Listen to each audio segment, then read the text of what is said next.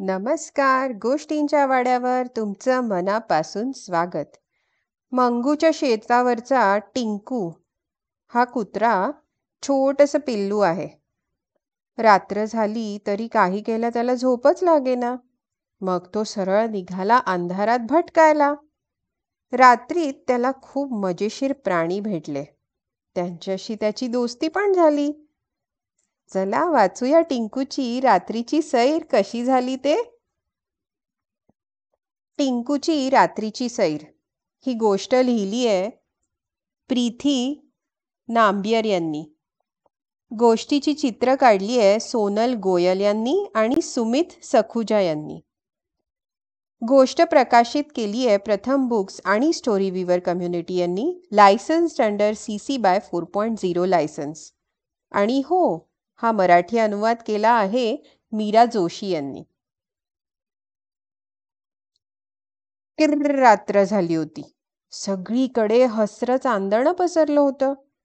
मंगू शेतकऱ्यांच्या माळ्यावरचा सगळे प्राणी गाढ झोपी गेले होते, एकटा टिंकू सोडून.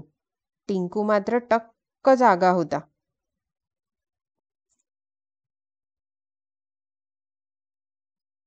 आई, मला झोपच येत नाहीये, तो कुरकुरला.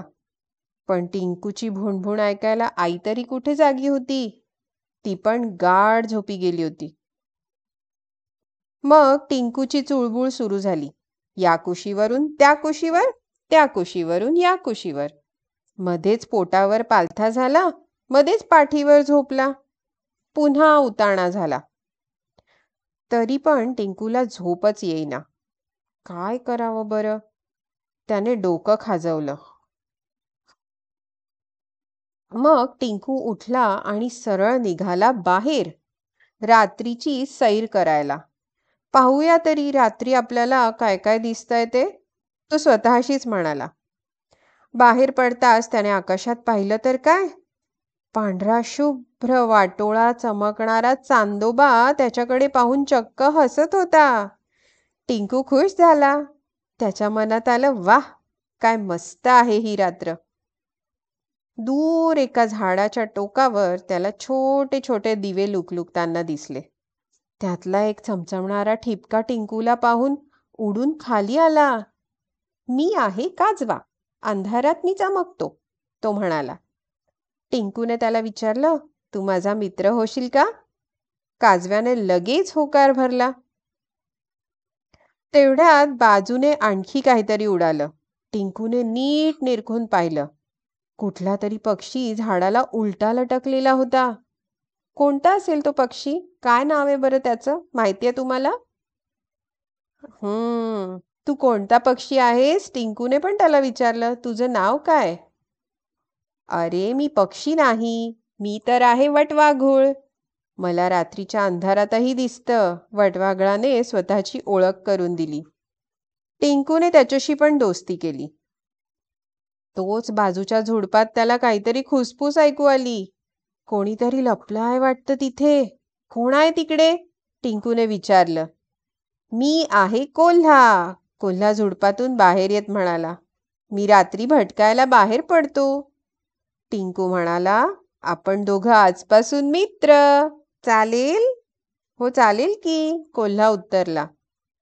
मान वळवून टिंकू पुढे निघाला तर दोन चमकणारे डोळे त्याच्याकडे रोखून पाहत होते.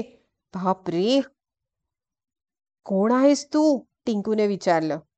मी घुबड, रात्री मी माझं अन्न शोधण्यासाठी फिरत असतो, त्याने सांगितलं. मग काय, टिंकूला अजून एक मित्र मिळाला. तेवढ्यात किर किर किर टिंकूच्या कानावर काहीतरी आवाज पडला. कोणी आहे का तिथे? त्याने हाक मारून विचारलं. मी रातकिडा, मी रात्रीच्या अंधारात किर किर करतो, किडा म्हणाला.